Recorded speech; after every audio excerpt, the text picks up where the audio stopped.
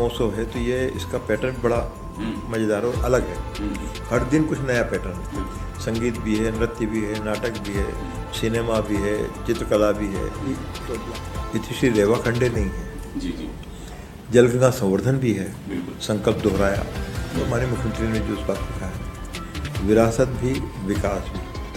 फिर एक तीसरी चीज़ जो है माननीय प्रधानमंत्री ने जोड़ा, फिर ने भी जोड़ा है, विश्वास भी। तो अभी 139 दिन का हो रहा है। और जो एक निदेशक के रूप में है, जो मेरे को संतोष है कि विक्रमोत्सव अब उज्जैन की पहचान बन गया है। पूरे मध्य प्रदेश को लेकर एक समग्र रूप से कुछ इस तरह का ताना बाना देखा जाए तो कुछ है योजना है इस तरह? योजना है, योजना पर काम चल रहा है, योजना पर अमल हम लोग कर रहे हैं, पर उस पैटर्न को भी लोग कम ही समझ पाए, या कई बार वो राजनीतिक कारणों से लोग उसको स्वीकार नहीं करते।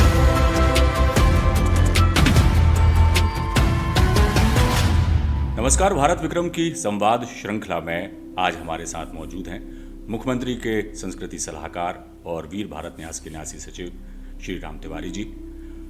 विक्रमोत्सव का ये वृहत आयोजन कहीं ना कहीं जो है उसकी बहुत भूमिका जो निभाई है उन्होंने श्री राम तिवारी जी ने निभाई है। आइए उनसे जानते हैं। सर, आपका बहुत स्वागत हमारे कार्यक्रम में। और सबसे पहला सवाल ये कि एक पौधे से वृक्ष और वृक्ष से वट वृक्ष बनने जा रहा है ये विक्रमोत्सव का आयोजन, इसकी परिकल्पना कैसे हुई और आज जिस स्तर पर ये आयोजन पहुंच गया है तो आप किस तरह से देख रहे हैं इसको?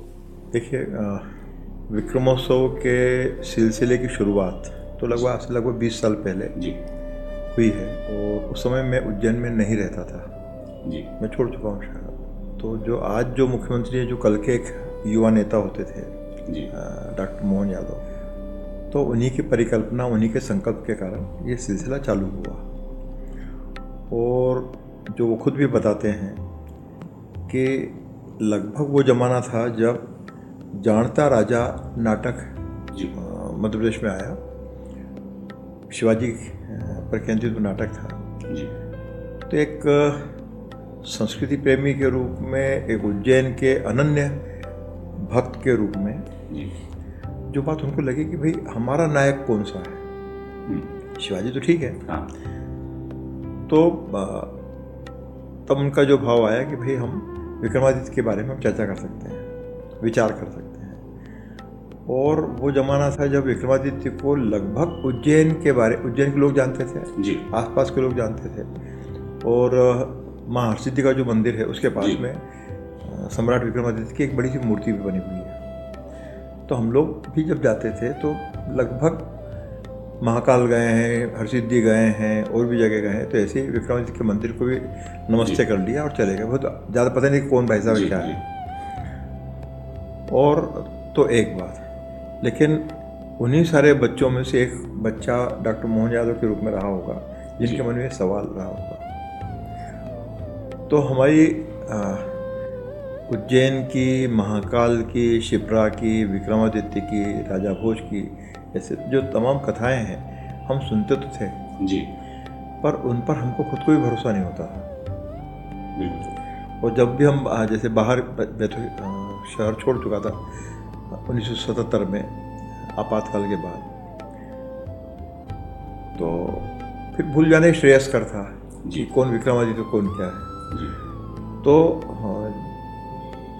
लगभग माननीय मुख्यमंत्री जो हैं इनसे उज्जैन छूटने के बाद ऐसे मैंने ठीक है कि हलो हाय का सिलसिला रहता था, लेकिन लगभग ये जब उज्जैन विकास प्राधिकरण के अध्यक्ष हुए जी और ये इनने सिलसिला चालू किया, संकल्प किया था, तो लगभग उज्जैन विकास प्राधिकरण के पहले से भी इनने सिलसिला चालू किया था विक्रमादित्य का। तो जो होता है कि भाई मन में संकल्प है, उत्साह है, पर पैसा नहीं है। नाटकों में भी हिस्सा लेते थे वो, ऐसा भी सुना था, पर पैसा नहीं है जी। तो अब करना है तो कहाँ से खर्चा होगा, क्या होगा, कुछ चंदा किया, कुछ जेब से लगाया होगा जी। तो मैं स्वराज भवन में था, 95 में स्वराज भवन बना है। और फिर यह था कि संस्कृति विभाग वालों ने बहुत ज़्यादा विक्रमादित्य को तवज्जो दी नहीं। जी। जो उस वक्त जो था कि यार कौन है विक्रमादित्य। तो स्वराज भवन, स्वराज संस्थान, तो इसमें हमारी यही था कि भाई देश के जो रणबांकुरे रहे, जिनने देश की आज़ादी के लिए, देश को बनाने की जो काम किया, तो स्वराज संस्थान एक अकेला संसार में संगठन है जो सरकार ने बनाया था और उसका निदेशक के रूप में मैं काम देख रहा था। तो मोहन जी से बात हुई कि करना है, उज्जैन का मामला है, करना है। तो हमने तो तत्कालीन मुख्यमंत्री उन्होंने भी मदद की, संस्कृति मंत्री लक्ष्मीकांत शर्मा उन्होंने भी मदद की, क्योंकि एक अधिकारी को क्या चाहिए जब राजनीतिक स्तर पर सकारात्मक बात है कि भैया करना, मदद करना है, तो अपना फिर ये था कि भैया दिल खोल के करना है, उज्जैन का मामला है, तो वो होता है। धीरे धीरे क्योंकि जब ये गए, बाहर भी गए होंगे, इनने उसी वक्त जो है महानाट्य में अभिनय तो किया ही, जो आपने सवाल किया था। उज्जैन में महानंदा नगर में जो सार्वजनिक स्थान है, वहाँ पर ये विक्रमादित्य का महानाट्य करने की बात थी और माननीय लालकृष्ण अडवाणी जी को उज्जैन आना था। माननीय शिवराज सिंह चौहान मुख्यमंत्री थे, और भी लोग थे, संघ से भी लोग आए थे। तो वो चीज़ मैं नहीं बोलता। मैं एक उज्जैन का युवा जो है जी, क्योंकि हम लोग जिस शहर से आते हैं तो हम एक गाँवड़े के रूप में उज्जैन ज़्यादा रहा था, जबकि दुनिया की, भारत की सबसे प्राचीन नगरियाँ जो हैं उनमें काशी है, अयोध्या है, मथुरा है, कांची है, तो अवंतिका भी एक था। तो होना तो ये था कि भाई आप हजारों साल से जिस शहर का अस्तित्व है जी, तो उसको तो कुछ स्वर्ण मंदिर के रूप में, स्वर्ण नगर के रूप में होना था, तो हम लगातार एक गांव में रिड्यूस होते जा रहे थे जी। तो इन्होंने चिंता की। फिर यह था कि जो इनके विज़न की बात मैं करना चाहता हूँ जी, तो इनको लगा कि अब इंडिविजुअल लेवल पर ये कब तक करेंगे, क्योंकि राजनीतिक आदमी है, राजनीतिक महत्वाकांक्षा भी है, तो राजनीति की चिंता करें या ये कल्चर करते हैं। और कई बार हम लोग मजाक भी करते हैं कि यदि ये राजनीति में नहीं आए होते तो ये शायद संस्कृति के शिखर पुरुषों में से होते। और मैं मजाक में कहता हूँ कि फिर आप जो है हमारी छाती पे दोंदड़ा मचाए होते भाई, हमारा काम लिखने पढ़ने का है। तो इन्होंने उस दिन मैं भूल नहीं सकता, शाम का वक्त था, मैं डायरेक्टर कल्चर भी था। तो महानंदा नगर में जो मंच है, जो स्थान है, उसमें वीआईपी स्पेस पर जाना है आपको, तो आपको मंच के ऊपर से चढ़ के जाना है। अच्छा। तो मैं वहीं से आया, क्योंकि इंतजाम अली भी हूँ मैं, ताकि देखना है क्या क्या हो रहा है। तो इतने में माननीय मोहन यादव जी आए, तो उन्होंने कहा कि भाई साहब विक्रमादित्य शोधपीठ बनना चाहिए। ठीक है, तो मैंने कहा मैं क्या करूँ, तो क्या नहीं, अभी माननीय सुरेश सोनी जी को आना था कि भाई साहब से आप बात कर लीजिएगा, और सीएम आने वाले हैं, उनके भी कान में फूंक दीजिएगा, तो कोशिश करना काम है। मैं ऐसा कुछ नहीं, इन्होंने मेरे कान में मंत्र फूंका, तो अब मंत्र इधर आया तो यहाँ से निकलना भी है। तो माननीय सुरेश जी भाई साहब आए, जब तक ये मुझे छोड़ के निकल लिए, तो अब आज जाके लगता है कि ये पूरी नाटकी था कि ये मुझे छोड़ के चले गए, जो प्री प्लान होगा। तो भाई साहब आए, तो भाई साहब से मैंने कहा कि भाई साहब बनना चाहिए। तो जैसा वो बहुत संक्षेप बोलते हैं, कुछ कहते तो हैं, हाँ देखते हैं, ठीक है। तो मुझे लगा कि मिसफायर हो गया, मतलब अब क्या करूँ मैं। फिर थोड़ी देर बाद ये आके वहाँ बैठ गए आगे, और फिर थोड़ी देर बाद हुआ आया माननीय मुख्यमंत्री शिवराज जी। तो मैं उनसे कुछ बात करूँ उसके पहले ही उन्होंने माननीय सुरेश सोनी जी को देखा और लोगों को देखा, तो उन्होंने अच्छा अच्छा आ गए भाई साहब, तो मैं वहाँ जा रहा हूँ। ये रुके नहीं, ये उतर के चले गए। तो मैंने ठीक है, अब क्या करूँ मैं। थोड़ी देर बाद ये भाषण इत्यादि जब चालू हुए, अडवाणी जी आ गए, सब कार्यक्रम शुरू हुआ। नाटक है तो ज़्यादा भाषण होना नहीं है। तो माननीय अडवाणी जी का भाषण हुआ, शिवराज जी का जो भाषण होता है, शिवराज जी ने विक्रमादित्य शोधपीठ बनाने की घोषणा मंच पर कर दी। तो दैट वाज मिरेकल की तरह, चमत्कार की तरह मुझे लगा ये हो क्या गया। 10-5 मिनट में एक हिस्सा ख़त्म हुआ, तो मैं नीचे उतरा, नाटक शुरू होना है। और जैसे कि मैं बहुधंधी आदमी हूँ, तो थोड़ी देर बाद मुझे भोपाल भागना है, ये काम किया, फिर उसके बाद कहीं और जाना है, जो मैं क्या कर सकता हूँ। तो एक तो ये था कि भाई माननीय मुख्यमंत्री जी भी हैं, सब हैं, और मेरे संस्कृति मंत्री आए नहीं थे, लक्ष्मीकांत शर्मा जी। तो मैंने उसको नमस्ते करके मैं जाऊँ, अनुमति ले लूँ। तो अनुमति भी लेना थी, और फिर मैंने उनसे कहा अंधेरा हो चुका है, तो मैं हाथ जोड़ के खड़ा हो गया। तो अडवाणी जी की चश्मा वश्मा में पहचान पड़ा, हाँ अडवाणी जी बैठे होंगे शायद, कल्पना से। मैं हाथ जोड़ खड़ा हुआ, मैंने कहा कि साहब मेरे को धन्यवाद देना है विक्रम शोधपीठ के गठन की घोषणा के लिए, मैं किसको धन्यवाद दे दूँ? तो वो मैं भूल नहीं सकता। तो सुरेश भाई साहब मेरा हाथ पकड़ा अंधेरे में, मुझे नहीं दिख रहा है, पर वो अंधेरे के अभ्यस्त हो चुके थे, वो उन्होंने मेरा हाथ पकड़ा और माननीय शिवराज जी के हाथ में दिया कि जिनने घोषणा की उनको धन्यवाद दो। तो हमने सीएम से कहा कि आपने बहुत, मैं क्या 10-12 साल बाद यह समझ में आएगा कि कितना बड़ा काम उज्जैन के लिए हो गया है। फिर मैं चला गया, तो फिर शोधपीठ बना, शोधपीठ के लिए जगह नहीं है।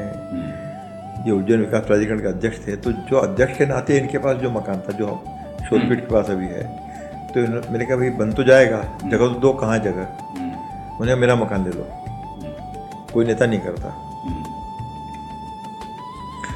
ले लिया, शुरू करना है। फिर माननीय राजपुरोहित जी को जोड़ा, तो राजपुरोहित जी मतलब जिन लोगों से मैं जीवन में मिला हूँ, उसमें शायद बहुत ही भले और सात्विक शख्सियत है। तो उन्होंने कहा मैं काम तो करूँ, पर प्रशासनिक मेरे को समझ में नहीं आएगा, और ये पैसे की फाइल में साइन भी नहीं करूँ।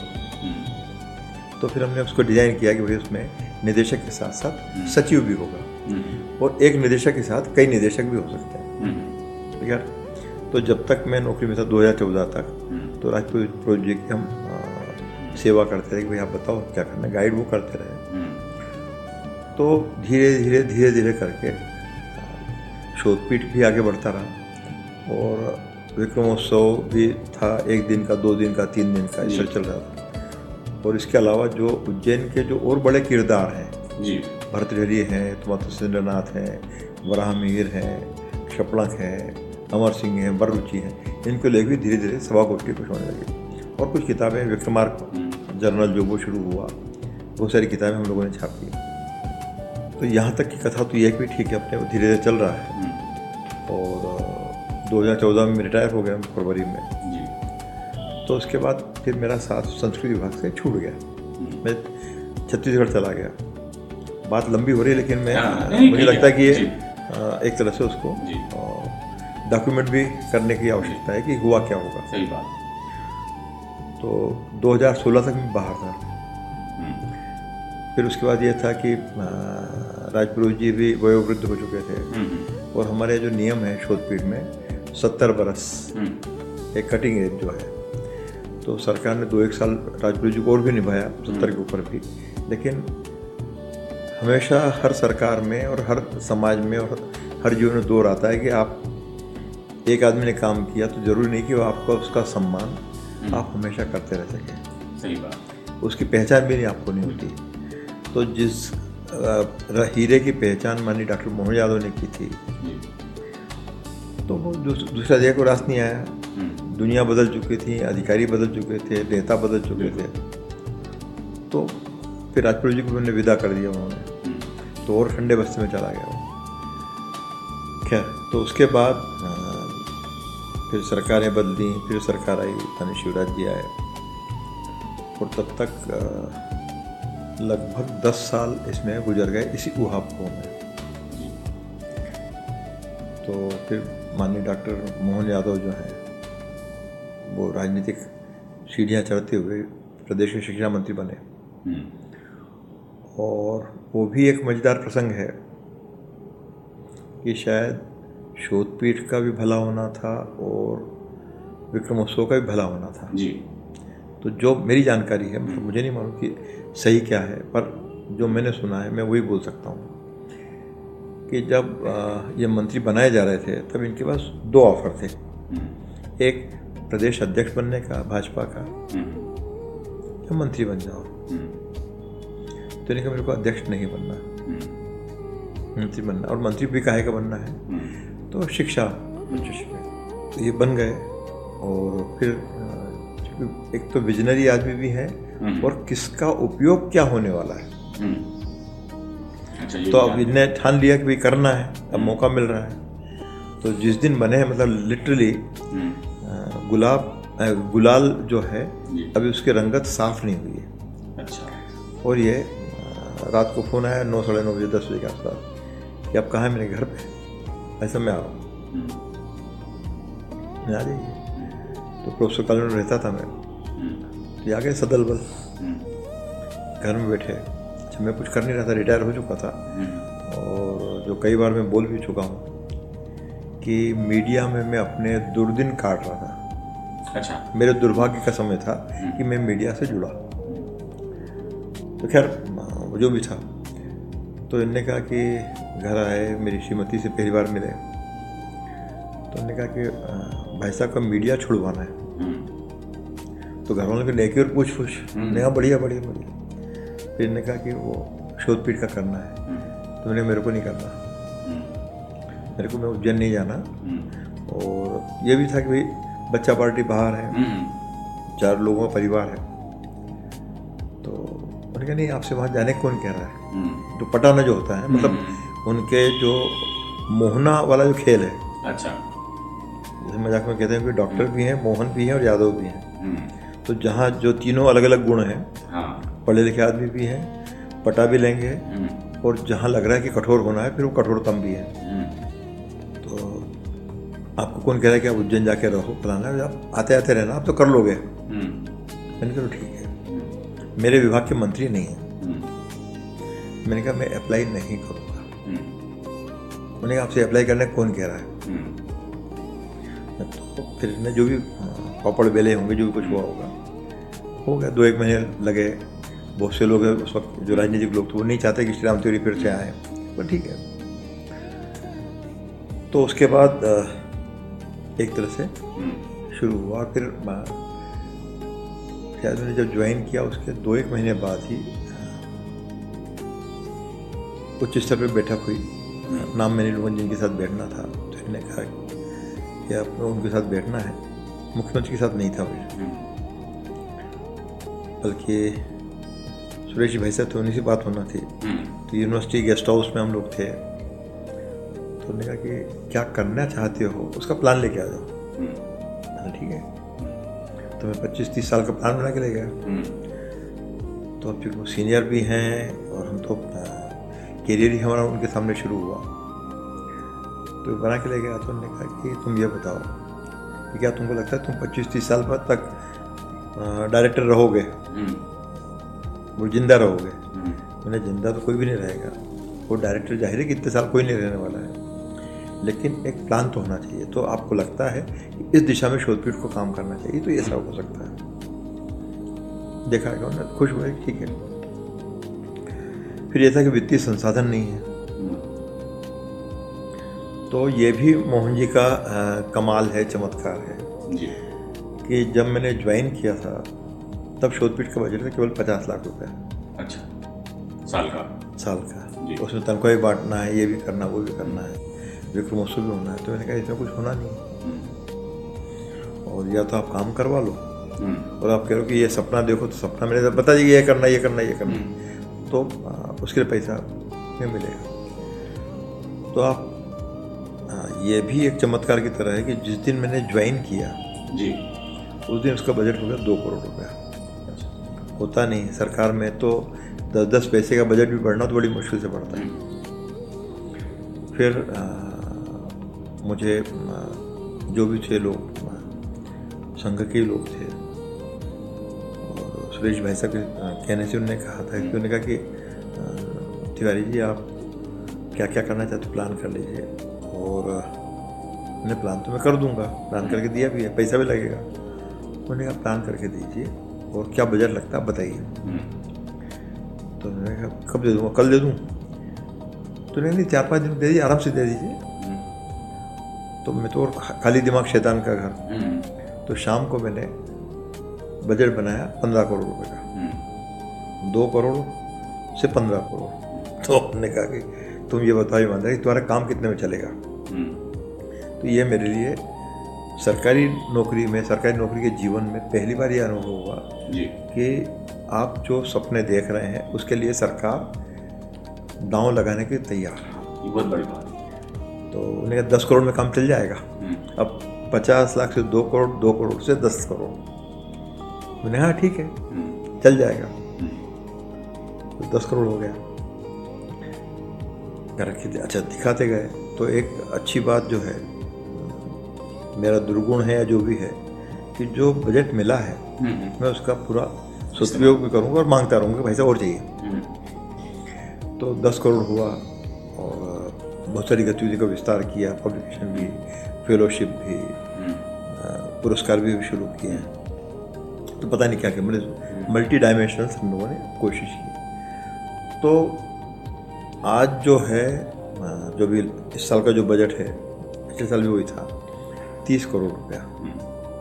तो 4 साल में या 5 साल में इतना बजट, इतना समर्थन किसी संस्थाओं को नहीं मिला है जी। और इसके पीछे 100% जी डॉक्टर मोहन यादव। मेरे लिए ये बात है कि जो उनने विश्वास किया जी, उस पर मेरा मानना है, मुझे नहीं मालूम वो क्या मानते हैं, कि मैं उस पर खरा उतरा कि भैया आपने जो कहा है वो कर दिया। ना कोई चोरी का किस्सा है, ना डाकेजानी है, ना शराब है, ना कछु है जी।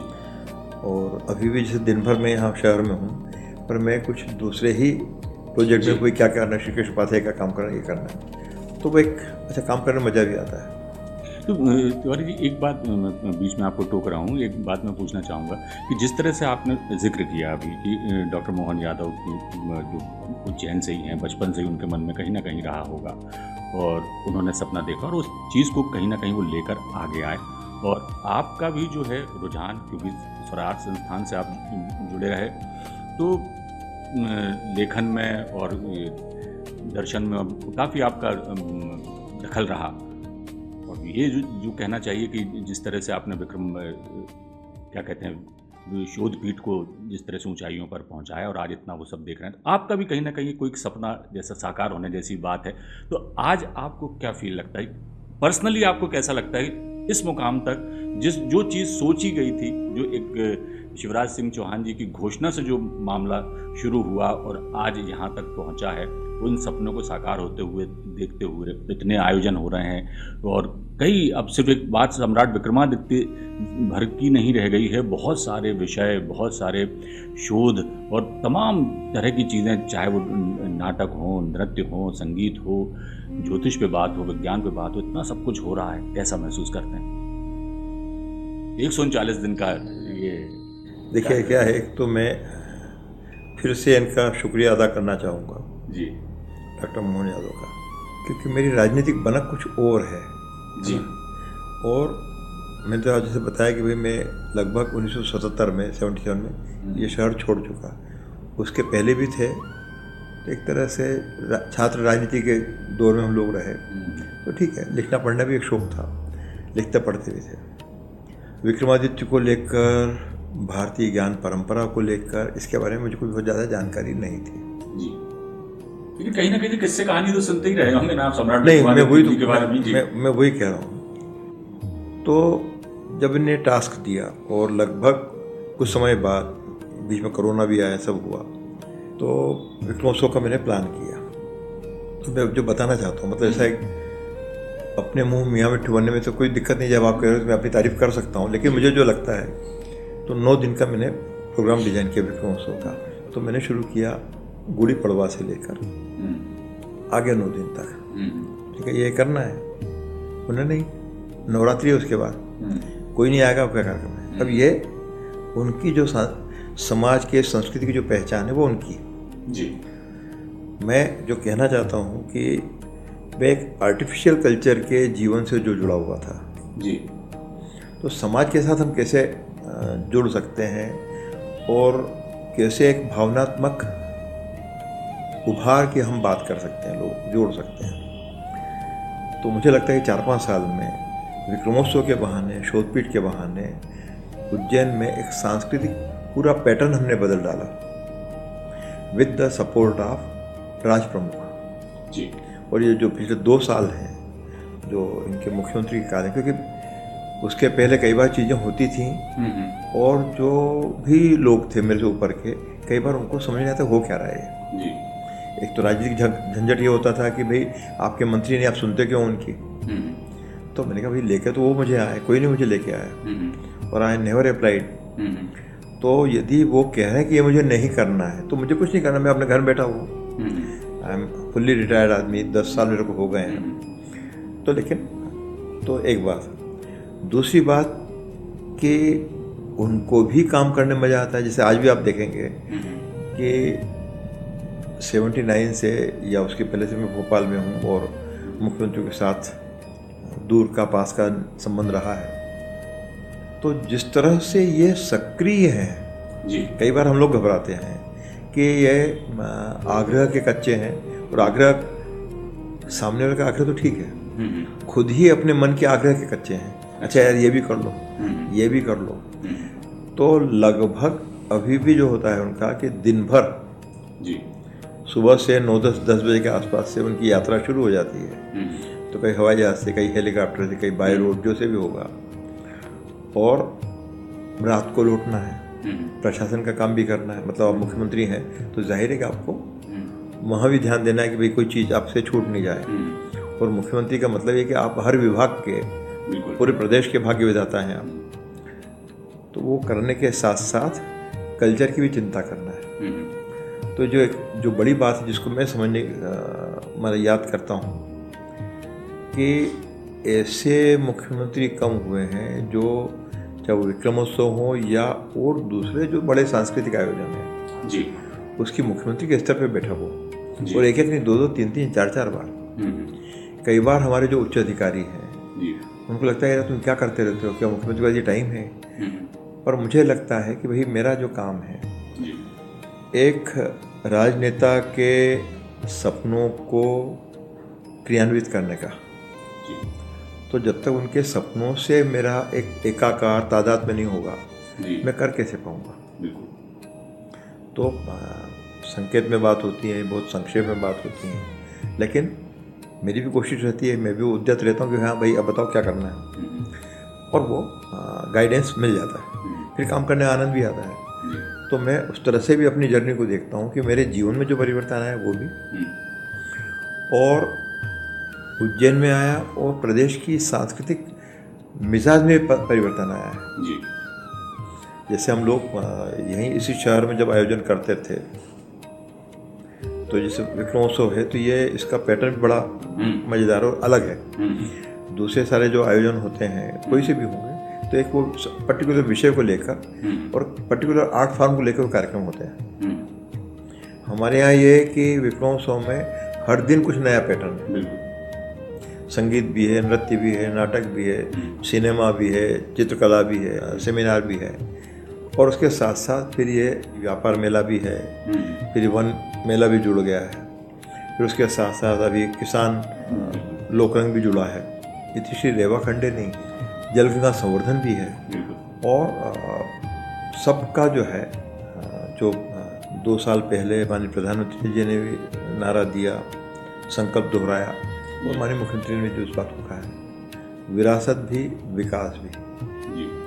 फिर एक तीसरी चीज़ जो है माननीय प्रधानमंत्री ने भी जोड़ा, फिर इनने भी जोड़ा है, विश्वास भी। तो जो आज जैसे 4-5 साल मुझे काम करते होगा विक्रमोत्सव का, तो अभी 139 दिन का हो रहा है, पर जो एक निदेशक के रूप में जो मेरे को जो संतोष है कि विक्रमोत्सव अब उज्जैन की पहचान बन गया है। इसमें भी सारे आयु वर्ग के जो लोग हैं सबके, कि यदि किसी को जैसे सुपर बाजार जो होता है कि आपको गोली बिस्किट खाना वो मिल जाएंगे, आपको शूटिंग लेंस चाहिए वो मिल जाएगा, आपको हवाई जहाज खरीदना वो मिल जाएगा, आपको न्याय पर बात करना है, आपको शौर्य पर बात करना, आदि आदि आदि। तो ये जो बहुविध पैटर्न है, तो एक तो ये दुनिया में कहीं है नहीं, मेरी जानकारी तो नहीं है, हो सकता है कहीं हो, और मुझे लगता है कि ये सबसे सुदीर्घ अवधि तक चलने वाला, क्योंकि जो बड़े बड़े जो आयोजन हैं इसको कृपया अहंकार न समझा जाए, पर जैसे भी महाकुंभ अभी प्रयागराज में हुआ है, कितने अवधि तक का है, महीना, 1.5 महीना, 1.25 महीना। अब यहाँ तो 5-5 महीने हो रहे हैं। दूसरी बात कि हम केवल नाच गाना ही नहीं कर रहे हैं जी। हमारी हर गतिविधि का संबंध समाज के चौमुखी विकास से है। पहले जब पिछले साल जब हम कर रहे थे, जब 123 दिन का, तब किसी अधिकारी ने टोका था कि यार क्या तुम सरकार काम के नाच गाना है? मैंने नहीं, बिल्कुल नहीं है। जैसे अब जल गंगा संवर्धन भी 19 मार्च से शुरू हो जाएगा, वो दुनिया में एक अपनी तरह का है। तो यह वन मेला हमने शुरू किया। तो वन मेला मतलब अभी किसी ज़माने में हजारों वर्ष पहले उज्जैन में वनों का एक तरह से एक तो राज रहा होगा। अब लगातार वन खत्म हो गए, तो हम उज्जैन के जो लोग हैं, वन क्या होता है हमको ज़्यादा अंदाज नहीं है। हमको लगता है कि भाई जो झुरूम उठे पेड़ों का या कुछ हो गया तो हमने मालिक है, वन है नहीं। तो वन मेला हुआ, बहुत अच्छे से हुआ। फिर उसमें एक बड़ी जो गतिविधियाँ, 2 गतिविधियाँ जुड़ी हैं। एक गतिविधि तो आ गई सामने, महाकाल वन प्रसादम जी। तो सांस्कृतिक ताना बाना है। अब जैसे महाकाल में हम जब दर्शन के लिए जाते हैं तो वहाँ पर महाकाल का भोग जो हमको मिलता है, प्रसाद मिलता है। अब उसके साथ साथ जो महाकाल की जो एक और प्रिय संसार जो है वह है वनस्पतियाँ, महाकाल वन है। तो उनसे जो जुड़े हुए या उनकी जो प्रिय वनस्पतियाँ जो हैं, बेलपत्री हो, बेलपत्र हो, पीपल हो, बरगद हो, या फिर रुद्राक्ष हो, सिंदूर हो, आंवला हो, बहुत सारी चीज़ें हैं।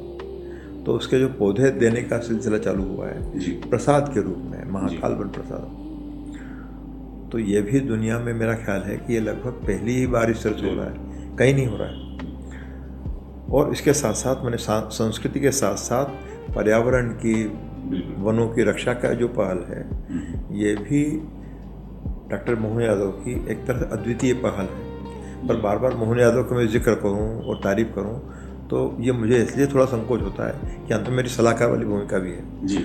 तो बार बार मैं क्यों तारीफ़ करूं, लेकिन लगता है एक नागरिक के रूप में लगता है कि देखो अब ये कौन कर रहा है, कोई नहीं कर रहा। सही बात। तो तिवारी जी, एक बात तो है कि महाकाल के लिए ये विश्व प्रसिद्ध है, ये धरा उज्जैनी जो महाकाल के नाम से जानी जाती है, वो तो इसकी एक पहचान ही है ही। दूसरा सिंहस्थ एक नई एक पहचान उज्जैनी की हो गई, यहाँ सिंहस्थ होता है। और अब ये एक सांस्कृतिक महाकुंभ भी कहा जाएगा जो विक्रमोत्सव के रूप में हमारे सामने आया है।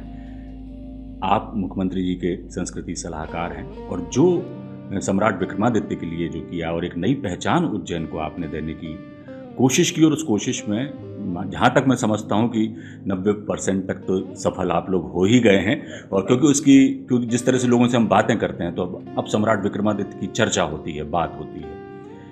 संस्कृति सलाहकार के बतौर और मुख्यमंत्री जितने संवेदनशील हैं संस्कृति और कला और इन प्राचीन धरोहरों को लेकर, बाकी शहर भी जो जिनकी अपनी पहचान है, जैसे जबलपुर है तो उनकी जवाली ऋषि से शुरू हुआ, वीरांगना दुर्गावती जी के बारे में वहाँ जाते हैं, उनकी वो नाम से वो जाना जाता है। तो क्या आने वाले समय में हम देखें कि जो संस्कृति विभाग है या आपका दायित्व जो बढ़ जाता है या मुख्यमंत्री जी जो सोचें तो बाकी शहरों को का भी एक ऐसी पहचान मिले, ऐसे वहाँ की संस्कृति, कला और तमाम चीज़ें हों, और ऐसे बृहत आयोजन उन शहरों को लेकर भी हों, या फिर पूरे मध्य प्रदेश को लेकर एक समग्र रूप से कुछ एक इस तरह का ताना बाना देखा जाए। तो कुछ है योजना इस तरह? योजना है, योजना पर काम चल रहा है, योजना पर अमल हम लोग कर रहे हैं, पर उस पैटर्न को भी लोग कम ही समझ पाए, या कई बार वो राजनीतिक कारणों से लोग उसको स्वीकार नहीं करते जी। जैसे मुख्यमंत्री के खिलाफ, डॉक्टर मोहन यादव के खिलाफ सबसे बड़ा आरोप लगता है सब उज्जैन की बात है।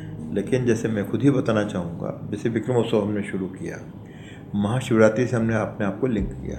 महाशिवरात्रि ऐसा आयोजन है जी जो पूरे देश में, प्रदेश में भी, और चप्पे चप्पे में, पंचायत में, छोटे छोटे गाँवों में, कस्बों में, नगरों में, सारे प्रदेश में विरासत की चिंता हो और उसके साथ साथ जगहों का सम्मान बढ़े और जो लोक समाज हैं उसको सुविधाएं मिल पाए। अब जैसे इसको हम इस पैटर्न को यूँ समझें कि उज्जैन में शिप्रा की चिंता की मानी मुख्यमंत्री ने, तो शिप्रा में एक ज़माने में ये था कि हम उसको पैदल रामघाट से दत्त के अखाड़े हम पैदल जा सकते थे जी। ये भी दृश्य यहाँ देखा हुआ है।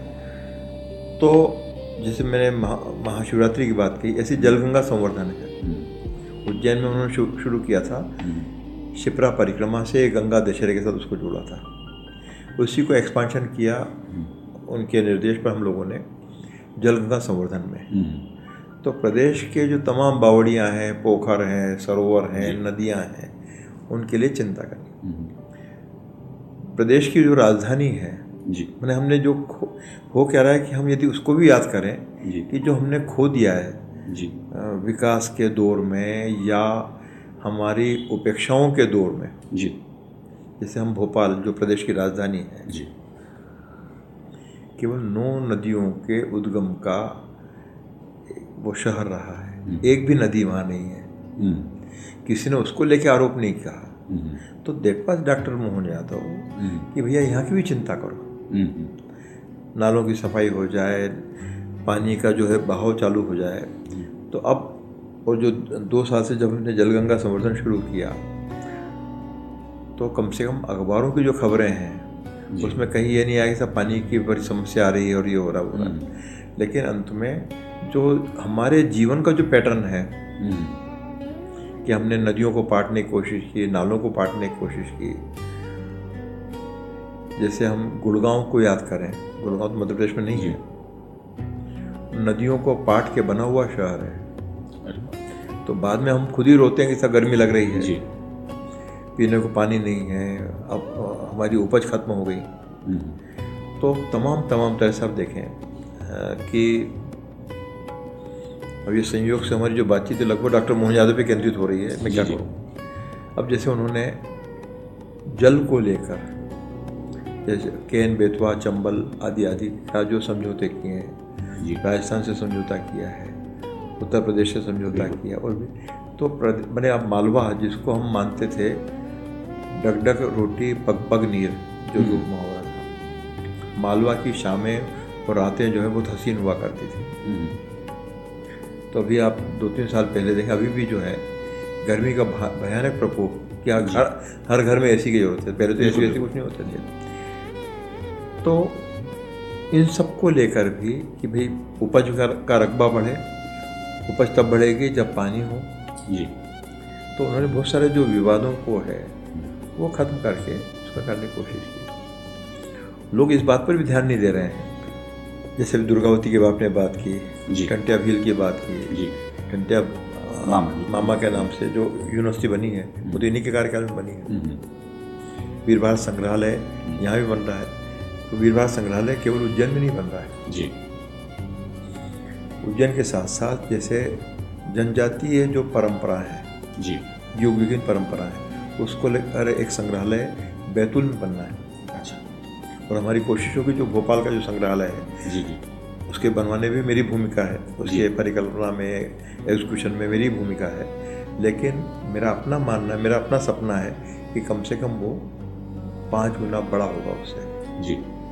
आज ही जैसे मैं अभी जो दिन भर मेरा गुजरा है, जाना पाओ तो उज्जैन में नहीं है जी, इंदौर के ज़िले में आता है और महू के पास में है। वहाँ भी भगवान परशुराम श्री कृष्ण पाते तो बहाना है समाज के, प्रदेश के विकास के लिए जी। तो चाहे फिर वो चंदेरी हो, चाहे वो देवास हो, खातेगांव हो, रायसेन हो, जामगढ़ की पहाड़ियाँ हो, मंदसौर हो, तो नीमच हो, अमझेरा हो, आदि आदि आदि सब जगह बिल्कुल सुचिंत्य नीति के साथ हम लोग कोशिश कर रहे हैं।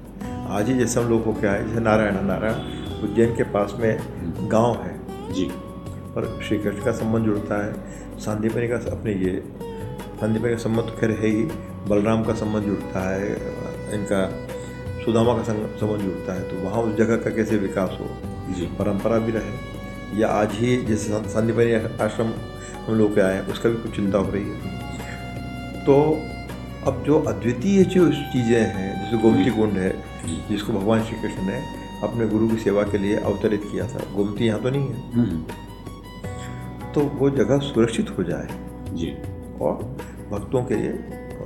और आप ये देखिए जैसे महाकाल बाबा के कारण, महाकाल लोक के कारण उज्जैन में जो पर्यटन की जो गतिविधि बढ़ी है, धार्मिक जी, तौर पर कहाँ 10-15 हज़ार लोग आते थे, जी आज की तारीख में 1-1 लाख लोग रोज आ रहे हैं। जी बिल्कुल। और जब आ रहे हैं तो शहर की इकोनॉमी में ज़बरदस्त परिवर्तन आ रहा जी है। तो ऐसे और भी जगह हम लोग काम कर रहे हैं। बैतूल की मैंने बात कही, खंडवा के पास में जी। जनजाति देवलोक बनने की बात है।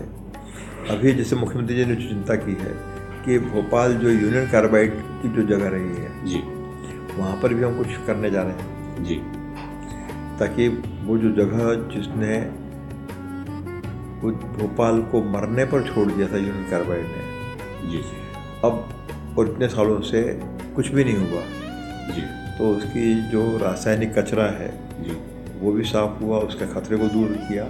और अब वहाँ पर कुछ अद्वितीय संग्रहालय जी और ताकि वहाँ पर लोग उससे जुड़ें, वो भी हम करने जा रहे हैं। जी बालाघाट में जैसे नक्सलाइट मूवमेंट, सब मध्य प्रदेश पहला राज्य है देश में जिसने नक्सल मूवमेंट को ख़त्म किया, वहाँ पर भी हम कुछ बेहतर करने जा रहे हैं। तो डॉक्टर मोहन यादव जो मैं कहना चाहता हूँ, अब वो केवल उज्जैन के नहीं हैं, पूरे मध्य प्रदेश के हैं। जी और पूरी मध्य प्रदेश के जो जनता है उसकी आकांक्षाओं को पूरा करने के लिए संकल्पित है। निश्चित तौर पर तिवारी जी, जिस तरह से आपने बताया कि मुख्यमंत्री मोहन यादव जी का जो विजन है वो अब दिखने लगा है और उनकी कार्यशैली में भी समझ में आता है कि वो किस तरह से समग्र रूप से मध्य प्रदेश के विकास को लेकर कार्य कर रहे हैं। और संस्कृति विभाग और कला और संस्कृति की जो जवाबदारी आपने ले रखी है और जो आपने अभी अपने अनुभव बताए और जिस तरह का आपने बताया कि आगे का रोड मैप क्या है, तो निश्चित तौर पर सबसे पहले तो आपको बहुत बधाई इस विक्रमोत्सव की सफलता के लिए। और निश्चित तौर पर आपका विजन, आपकी सोच मध्य प्रदेश को बहुआयामी स्तर पर जो है बहुत आगे लेके जाएगा और आपके प्रयास सफल होंगे, यही कामना है। बहुत धन्यवाद आपका हमारे इस पॉडकास्ट में आने के लिए। तो भारत विक्रम की इस संवाद श्रृंखला में फिलहाल इतना ही। दीजिए इजाज़त, नमस्कार।